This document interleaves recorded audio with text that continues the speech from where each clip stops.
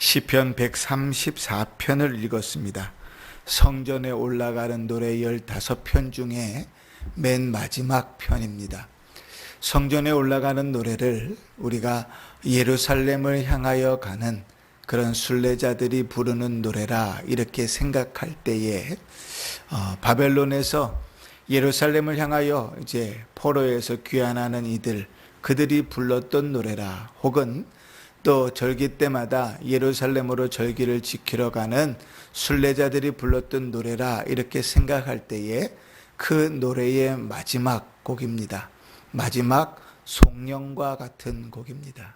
그래서 이 곡은 예루살렘에 들어와서 이제 마지막으로 부르는 이제 찬송곡이 될 것이고, 이 찬송의 내용들은 짧지만 서로 화답하는 형식으로 되어져 있습니다. 그래서 순례자들이 이제 예루살렘에 들어와서 제사장들과 레위인들을 향하여 외치는 내용이 1절, 2절이고, 그 말씀을 듣고 이제 제사장들이 레위인들이 이스라엘 그 순례자들을 향하여 축복하는 축복의 내용이 3절입니다.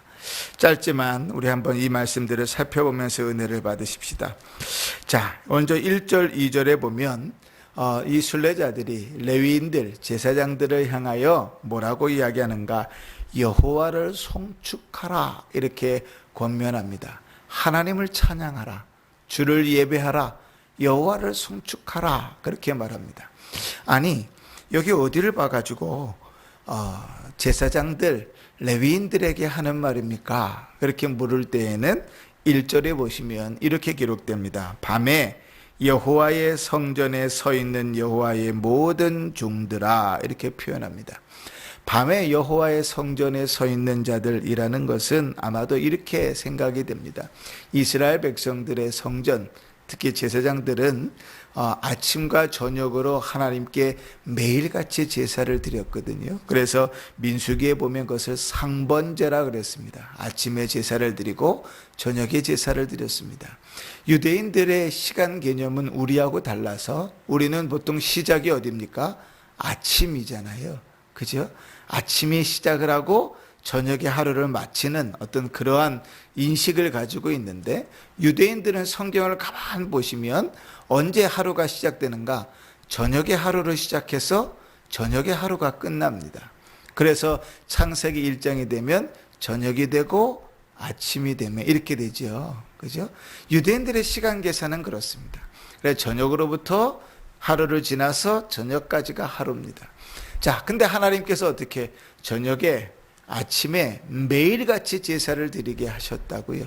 그 상번제라, 늘 드리는 제사라 그래서 상번제라 그럽니다. 그러니 늘 하나님의 성전에 서 있는 자들 아니겠습니까? 더더군다나 여기 우리 성경에는 그냥 밤에 이렇게 표현되어져 있지만 히브리어에는 이 밤에라는 말이 복수로 표현되어져 있어서 그 시간 전체를 이렇게 의미하는 것입니다. 그래서 우리가 이제 134절 1절 2절을 이제 이야기할 때 순례자들이 지금 제사하고 있는 제사장들, 레위인들을 향하여 여호와를 송축하라 이렇게 선언하고 있는 거예요. 자, 그리고 어떻게 송축하라 그러는가? 왜 송축하라 그러는가? 2절에 보시면 2절을 읽어볼까요? 성소를 향하여 너희 손을 들고 여호와를 송축하라 그렇게 말합니다. 성소는 어딘가요? 성소는 하나님이 임재해 계신 곳입니다. 하나님께서 내가 함께 하겠다고 선언하시고 상징적으로 표현하신 것이 성소입니다. 그래서 이스라엘 백성들은 그 성소에 모여서 하나님을 예배하는 것은 하나님이 그곳에 계시기 때문에 그렇죠. 그런데 요 말이 조금 애매합니다. 성소를 향하여 이렇게 되어져 있지요. 성소에서 이렇게 안 돼 있고 성소를 향하여 이렇게 되어 있습니다. 아마도 솔로몬이 기도했던 내용들이 이렇게 반영되어 있는 것 아닌가 싶습니다. 솔로몬이 하나님 앞에 성전을 짓고 기도할 때에 두 가지를 다 이야기했거든요. 하나님, 이스라엘 백성들, 당신의 백성들이 이 성전에 모여서 하나님 앞에 기도할 때 그 기도를 들어주십시오.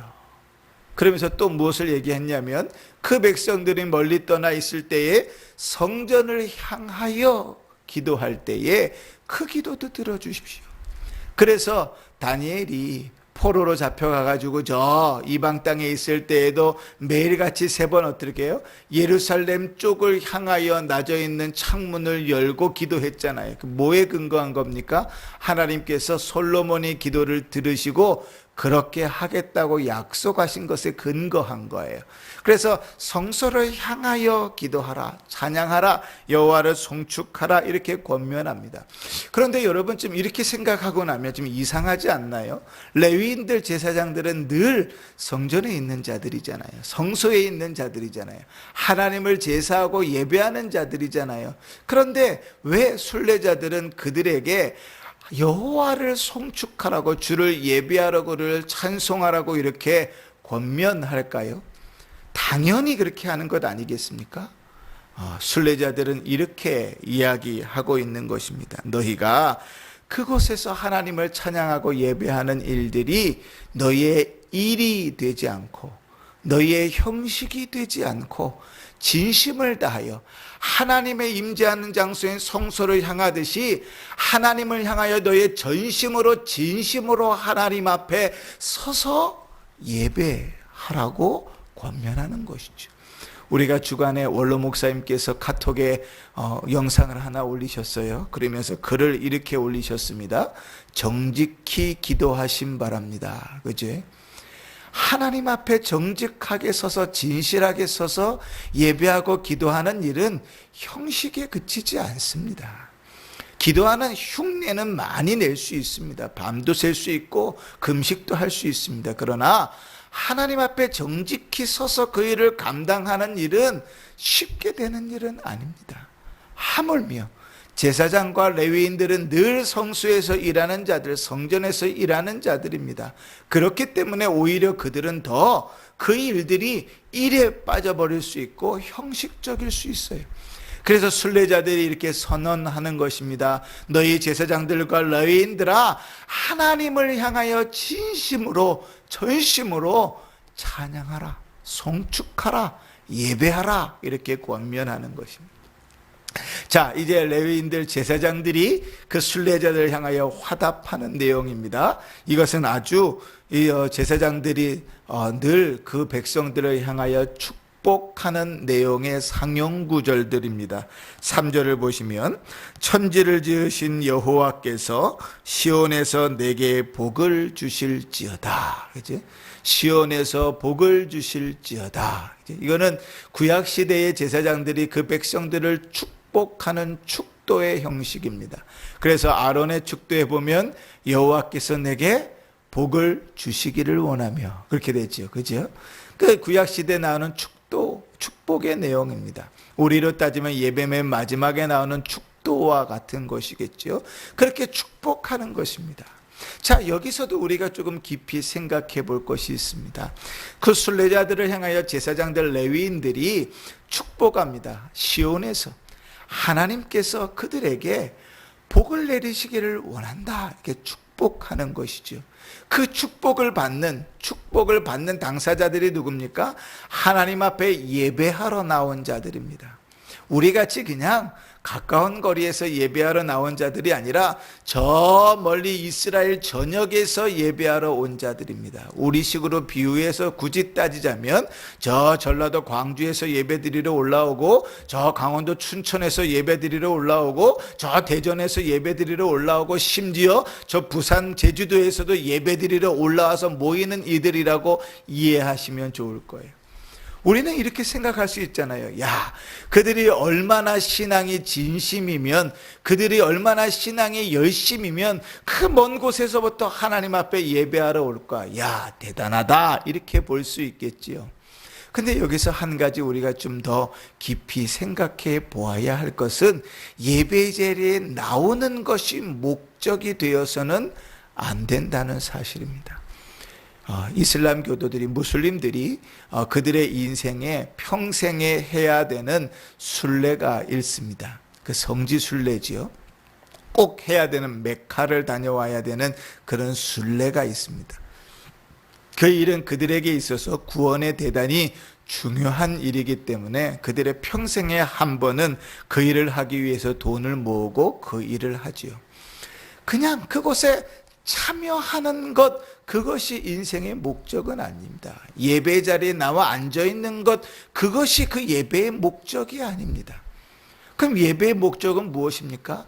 예배 자리에 나와서 하나님께 전심으로 진심으로, 우리 목사님 표현으로 따지면 정직하게 하나님 앞에 예배를 드리는 것이 목적이고, 하나님께서 그 예배를 통하여 그들에게 부어주시는 복을 누리는 것이 목적입니다.